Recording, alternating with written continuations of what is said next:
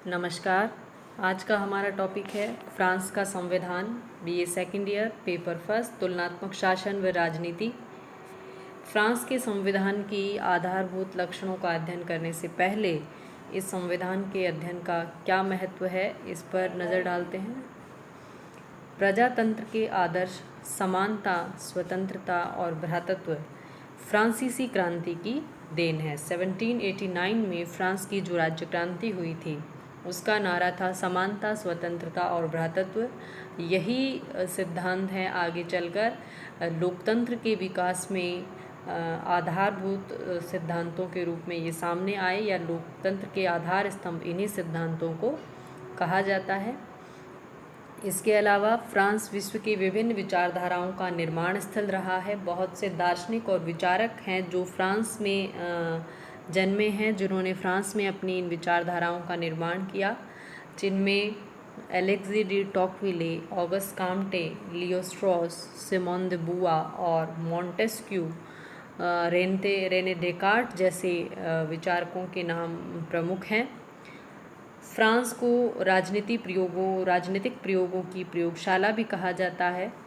ये laboratory of political experiments कैसे है कि 1789 की क्रांति के बाद जो 1958 का 5वां गणतांत्रिक संविधान लागू हुआ, उससे पूर्व और 1789 के बाद ये जो टाइम पीरियड है, इसमें फ्रांस ने 3 राजतंत्र, 2 तानाशाही, 3 साम्राज्य और 4 गणतांत्रिक संविधानों को अपनाया है। यानी फ्रांस ऐसा देश है जिसने विश्व में संभव जो भी शासन व्यवस्था के स्वरूप हो सकते हैं उन सभी को अपने यहाँ पर लागू किया है, या उन सभी को परखने का प्रयास किया है।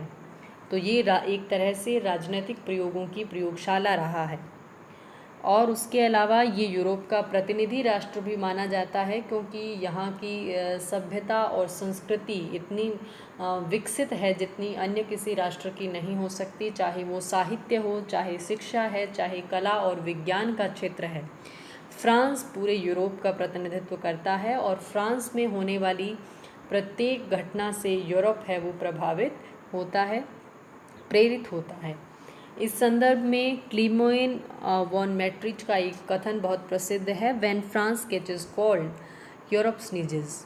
यानी जब फ्रांस को सर्दी लगती है तो पूरे यूरोप को छींक आ जाती है। यानी इस कथन को हम 2 अर्थों में ले सकते हैं कि फ्रांस में चाहे वो सकारात्मक घटना हो, वो भी पूरे यूरोप को प्रभावित और प्रेरित करती है। जैसे यहाँ पनपने वाली बहुत सारी विचारधाराएं थी जिन्होंने पूरे यूरोप को ही नहीं बल्कि विश्व को प्रभावित किया है, लाभान्वित किया है।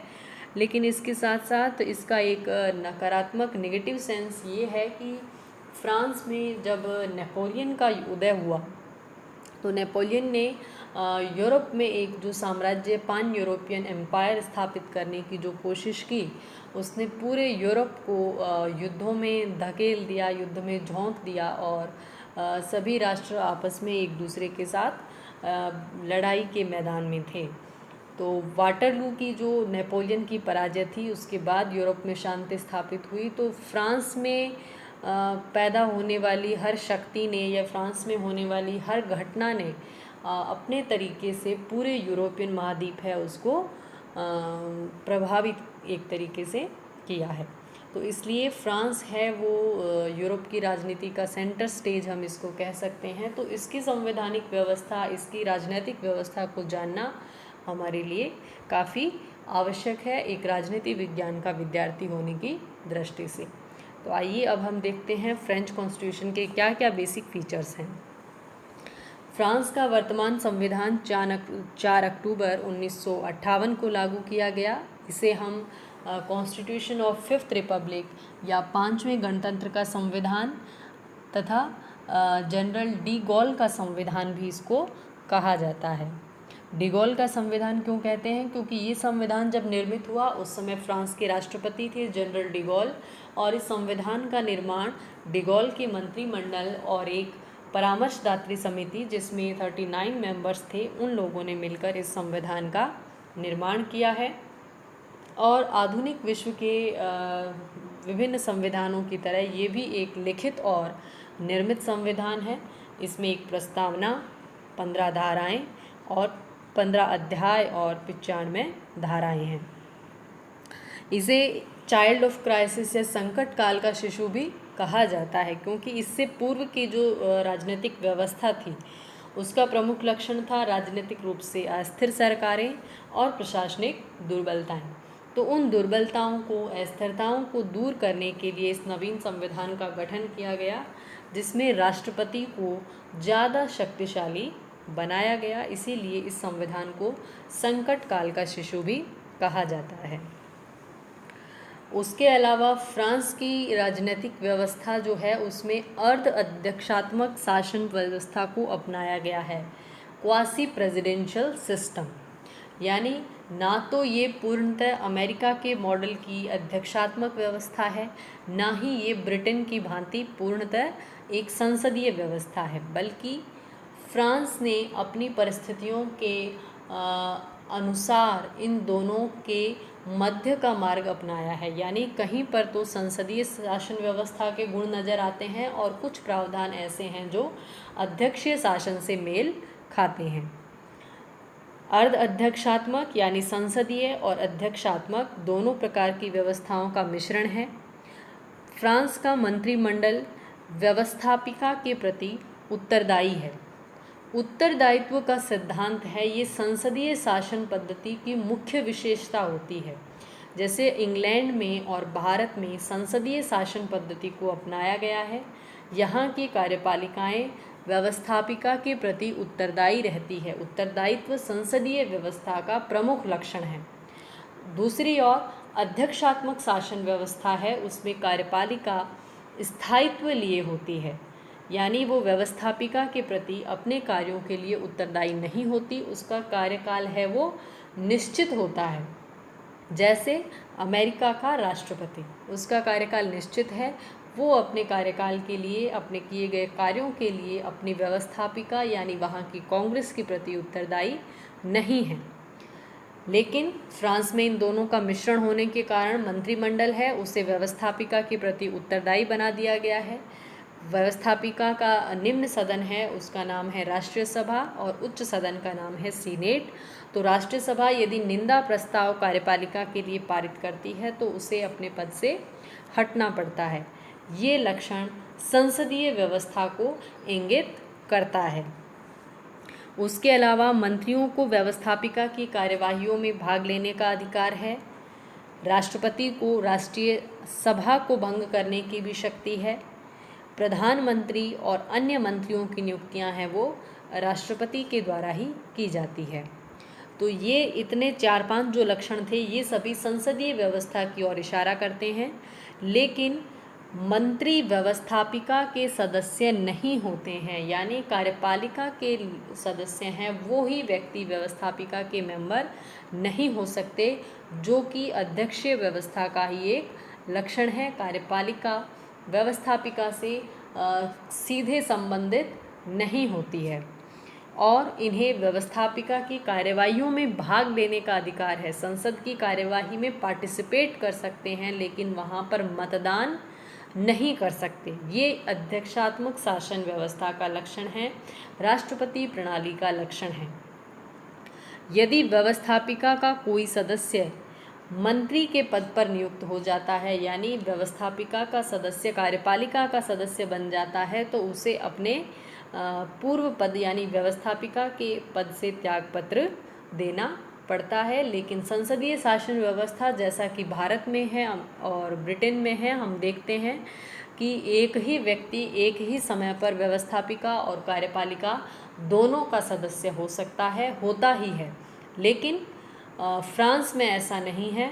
व्यवस्थापिका के सदस्य है वो मंत्री बनने पर अपने व्यवस्थापिका से या संसद जो है उससे त्यागपत्र उन्हें देना पड़ता है। तो इस प्रकार दोनों ही प्रकार की जो व्यवस्थाएं हैं उनका एक अनूठा मेल फ्रांस की शासन व्यवस्था में स्थापित किया गया है। फाइनर ने फ्रांस की व्यवस्था को हाइपर प्रेसिडेंशियल सिस्टम कहा है। हाइपर प्रेसिडेंशियल यानी अध्यक्षात्मक व्यवस्था, ऐसी अध्यक्षात्मक व्यवस्था को स्थापित करने का प्रयास किया है जिसमें राष्ट्रपति अपेक्षाकृत अधिक शक्तिशाली है। यानी अमेरिका का जो अध्यक्षात्मक शासन है उसमें जो राष्ट्रपति की शक्तियां हैं उससे इतर कुछ शक्तियां फ्रांस के राष्ट्रपति के पास है। जैसे ये राष्ट्रीय सभा को भंग कर सकता है, प्रधानमंत्री और अन्य मंत्रियों की नियुक्तियां कर सकता है, लेकिन ऐसी शक्तियां अमेरिका के राष्ट्रपति को प्राप्त नहीं हैं। इसके बाद फ्रांस में एकात्मक शासन व्यवस्था को अपनाया है। संविधान ने शासन की समस्त शक्तियां पेरिस में स्थित केंद्रीय सरकार को दी है। इकाइयों के पास कोई शक्तियां नहीं हैं, हालांकि इकाइयों का निर्माण प्रशासनिक सुविधा के लिए किया है, लेकिन इन इकाइयों का अस्तित्व और इनकी शक्तियां केंद्र सरकार के पास ही केंद्र सरकार के ऊपर ही निर्भर करती है। संविधान का जनतांत्रिक और गणतांत्रिक स्वरूप, यानी संविधान में समस्त शक्तियां हैं वो जनता में निहित की गई है, और उसके अलावा गणतांत्रिक स्वरूप या गणतंत्र का मतलब है राष्ट्र का प्रधान है वो वंशानुगत ना होकर निर्वाचित होगा। तो फ्रांस में राष्ट्र का प्रधान है राष्ट्रपति, जिसे जनता के द्वारा प्रत्यक्ष रूप से निर्वाचित किया जाता है। चुनाव का तरीका है सेकंड बैलेट सिस्टम या द्वितीय मतपत्र पद्धति, यानी फ्रांस के राष्ट्रपति के चुनाव में निर्वाचित घोषित होने के लिए, यानी राष्ट्रपति बनने के लिए कुल मतों का बहुमत प्राप्त करना अनिवार्य है। यानी जितने टोटल वोट कास्ट हुए हैं उसमें से 50% से ज़्यादा मत प्राप्त करना अनिवार्य है। यदि मतदान के पहले चरण में कोई प्रत्याशी कुल बहुमत जो है 50% से अधिक मत प्राप्त करने में सफल होता है तो उसे राष्ट्रपति निर्वाचित घोषित कर दिया जाता है। लेकिन यदि ऐसा नहीं हो पाता तो एक सेकंड राउंड ऑफ वोटिंग, दूसरा राउंड है वोटिंग का, वो करवाया जाता है। इस राउंड में पहले चरण में सर्वाधिक मत प्राप्त, यानी पहले चरण में जिन 2 उम्मीदवारों को सबसे ज़्यादा मत प्राप्त हुए हैं केवल उन्हीं के बीच में पुनर्निर्वाचन करवाया जाता है, और इस पुनर्निर्वाचन को ही द्वितीय मतपत्र योजना या सेकंड बैलेट स्कीम कहते हैं। इसमें 50% प्लस वोट प्राप्त करने वाले प्रत्याशी को निर्वाचित घोषित कर दिया जाता है। फ्रांस के राष्ट्रपति का कार्यकाल 5 वर्ष है, और राष्ट्रपति के पास कुछ स्वविवेक की शक्तियाँ, कुछ डिस्क्रिशनरी पावर्स भी उसके पास में होती है। जैसे वो किसी विधेयक को जनमत संग्रह के लिए प्रस्तुत कर सकता है। फ्रांस में द्विसदनीय व्यवस्थापिका पाई जाती है, जिसे संसद या पार्लियामेंट कहा जाएगा। इसमें 2 सदन होते हैं। प्रथम सदन, जिसे हम नेशनल असेंबली या राष्ट्रीय सभा कहते हैं, ये फ्रांस का निचला सदन है, या जिसको हम लोकप्रिय सदन कहते हैं। इसका कार्यकाल 5 वर्ष है। सदस्य संख्या 577, और निर्वाचन जनता वयस्क मताधिकार के आधार पर इनका निर्वाचन करती है, और निर्वाचन की पद्धति वही है जैसी कि राष्ट्रपति के संदर्भ में है, यानी द्वितीय मतपत्र योजना के आधार पर इस सदन के सदस्यों का निर्वाचन किया जाता है।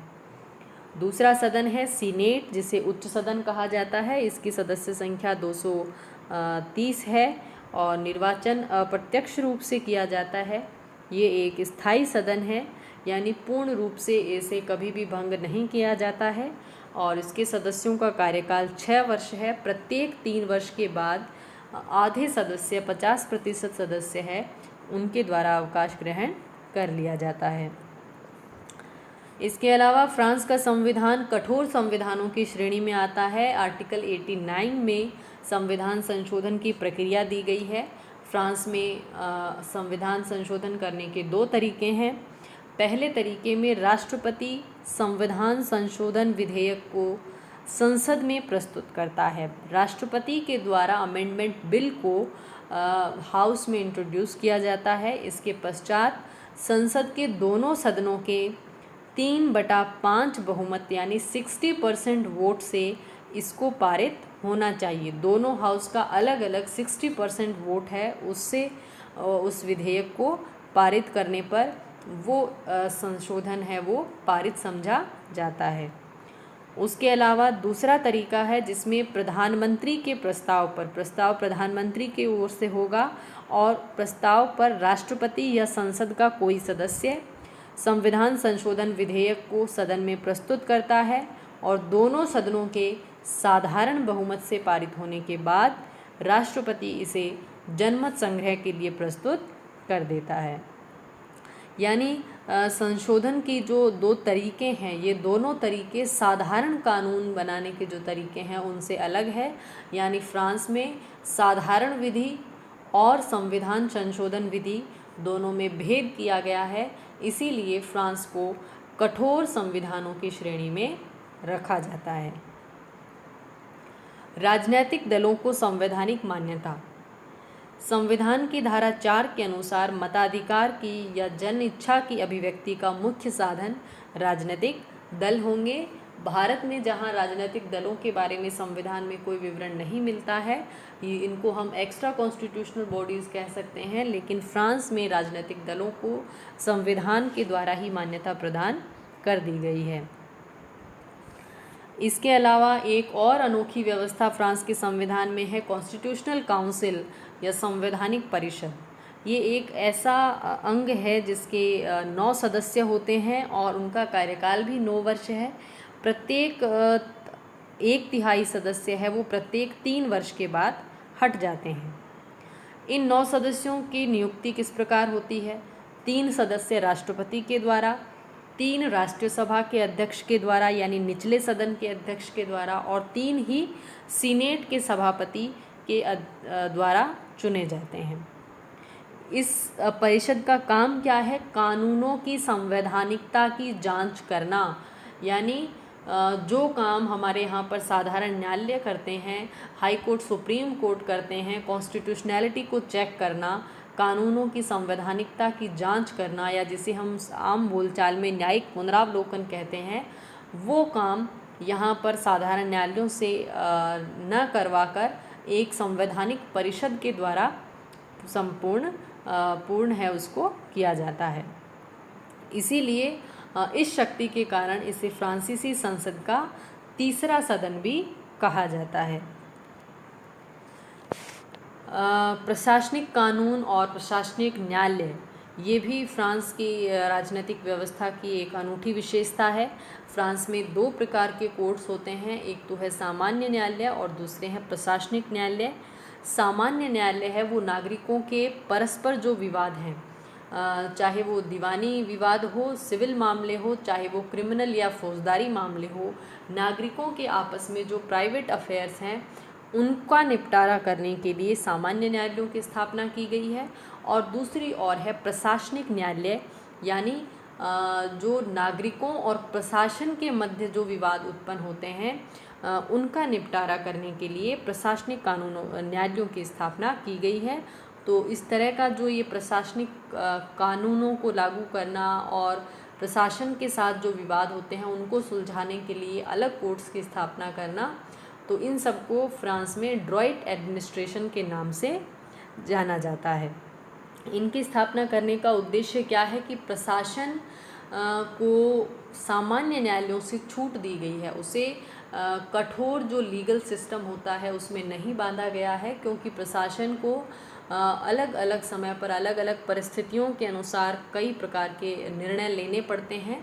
तो उन निर्णयों की तार्किकता का विचार है वो प्रशासन में जो एक्सपर्टीज़ वाले लोग हैं या प्रशासन में जो लोग विशेषज्ञ हैं वही उनकी तार्किकता का निर्णय के सही होने या ना होने का निर्णय है वो ले सकते हैं। इसलिए इनको सामान्य न्यायालयों से अलग कर दिया गया है और प्रशासनिक न्यायालय है वही इन पर अधिकारिता रखते हैं। राज्य परिषद है वो फ्रांस का सर्वोच्च प्रशासनिक न्यायालय है और निम्न स्तर जो है उसके ऊपर भी विभिन्न प्रकार के प्रादेशिक रीजनल एडमिनिस्ट्रेटिव कोर्ट्स, प्रादेशिक प्रशासनिक न्यायालय है वो पाए जाते हैं।